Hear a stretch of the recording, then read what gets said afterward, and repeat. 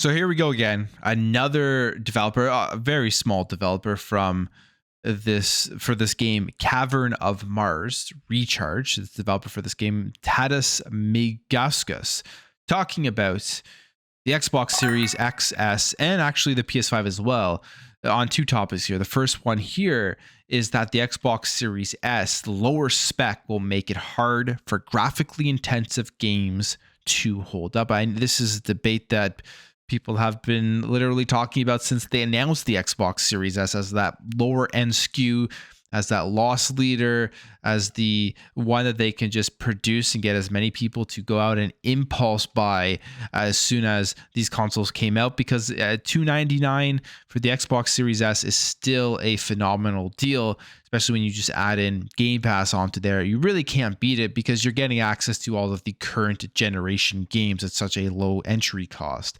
But the thing people are continuously saying is the Series S, was it a bad decision? Is it going to hold back how games run and perform going forward into this generation? And is it going to be able to keep up with the highest end AAA games? Because the promise has been made from Xbox that the Series S is going to be lasting throughout the generation, and you're going to be able to play all of the biggest AAA games. Now, so far, what we have seen is that they are delivering. They may not be delivering on 1440p 60 frames per second for all of these games, but they are delivering on giving people the ability to pick up a cheap console, use Xbox Game Pass, or go out and buy the latest AAA game and be able to play these games in a pretty good way, like 60 frames per second. Maybe it's dynamic resolution going from like 900p to 1080p or so.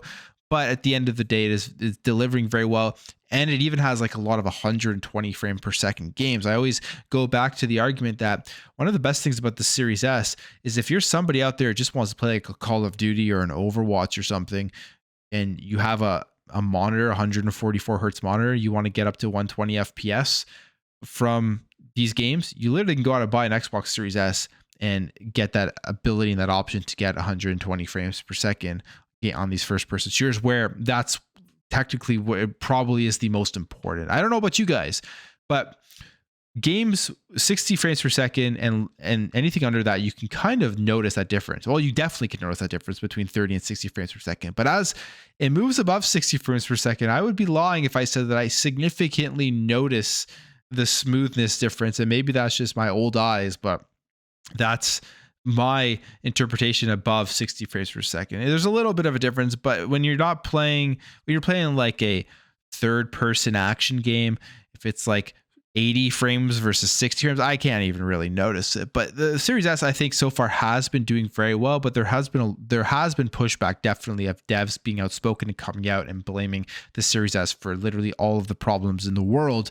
We've seen this multiple times, and now we have another one here. Again, Tadas Migauskas for the game Cavern of Mars Recharge dev, and here is what this developer said. So first of all, they're asking about, is it going to be able to consistently deliver 1440p 60 frames per second like Microsoft promised? And he says here the short answer is no.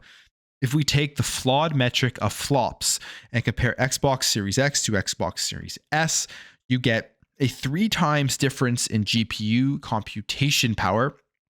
Most of the current games use deferred pipelines, so rendered pixel count can translate to computation complexity pretty directly.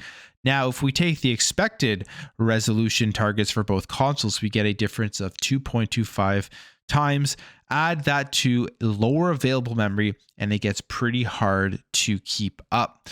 So, I mean, there you have it. It's developer talk, basically saying why he doesn't believe that the Series S is going to be able to keep up going forward in this generation once more of these games are utilizing the power of these consoles. One of the things that is always forgotten, I would say, and for good reason, because developers haven't been utilizing these features yet. I sit here and I wait and I think, when are they going to start utilizing all of the features that were promised with RDNA 2 that are exclusively, I think, right now available in Xbox? I don't believe PlayStation 5 has all of these features, but the RDNA 2 stuff, which should technically take off some of the load from the GPUs of these consoles, load from the actual hardware inside, and still be able to provide us with games that have steady frames per second and good resolutions. When are we going to start seeing those features utilized? And I think that's going to be a huge question going forward.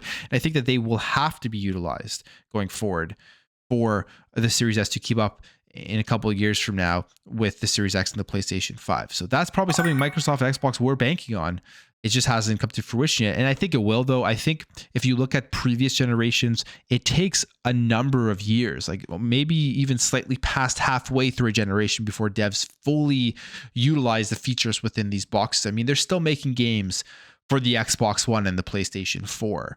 That alone is telling you they are probably haven't even come close to tapping into the potential of both the XS and the PS5. Now, when it comes to the Series X versus the PlayStation 5, there is GPU differences here. And this is what people always debate about, what's more powerful. I mean, the obvious answer, the facts of the matter are Xbox Series X is a more powerful console than the PlayStation 5.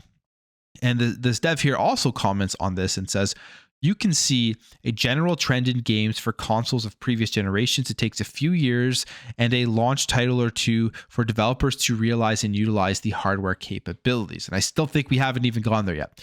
At the moment, the impact on development is still quite low. Around a 15% increase is significant, but both GPUs are so powerful, most developers probably won't bat an eye. You can do a bit more on one of them, which would be the Xbox Series X, and since most of the games launch on both of the consoles, you have to work with the lowest common denominator. Now, I guess you could interpret that as the lowest common denominator being the Series S, but when specifically talking between this PS5 and the Series X, the lowest common denominator would be the PlayStation 5. And there's always this question, what is holding everything back? Why is the PS5 one have better results than the Series X and all of that type of stuff? At the end of the day, a lot of these developers are developing games for what the PS5 can do, more so than what the Series X can do, which hopefully as we go through this generation, they won't have to rely on that anymore. They're going to be able to utilize all the features in the Series X and give what people were expecting, the better version of a multi-platform game on the Xbox Series X. It has happened throughout this generation. That's for sure. People don't always recognize that, but there have been plenty of titles that have ran and looked better on the Series X than the PlayStation 5. But there's also been the reverse. There have been games running better on the PlayStation 5, which again gets people calling into question. I thought we were promised the most powerful console with the Series X. It's still the most powerful console. It comes down to the developers and how they optimize and how to utilize features within the consoles. Continues here and says, in a year or two, when newer rendering approaches are developed, more rendering work will be expected to be pushed through the GPU pipelines. Then it's likely developers with more resources, mainly AAA companies using custom engines, will try to adhere to platform differences increasingly more. So what he's saying is, in a couple of years from now, maybe next year, maybe the year after, once they really start utilizing the GPU difference, they're going to really be able to make games where you'll see that difference, where the Series X, the power advantage will shine through. Again, we've already seen examples of that, but I believe it. I agree with him here. We will be seeing more of that as the future comes, as we get more AAA games down the line. But it's just a very interesting thing right now as we are in 2023 and we still haven't seen the full potential of these consoles.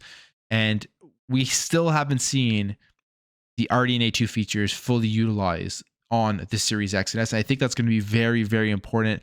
And hopefully Xbox and Microsoft are out there getting developers to look at these features and trying to encourage them to use them to help with their development of these games. Well, let me know what you think about this. Let me know what you think about what this dev is saying about the Series S, as well as the difference between the Series X and the PlayStation 5. If you enjoyed this video, hit that thumbs up. If you're new here, hit that subscribe. And I'll catch you guys in the next video.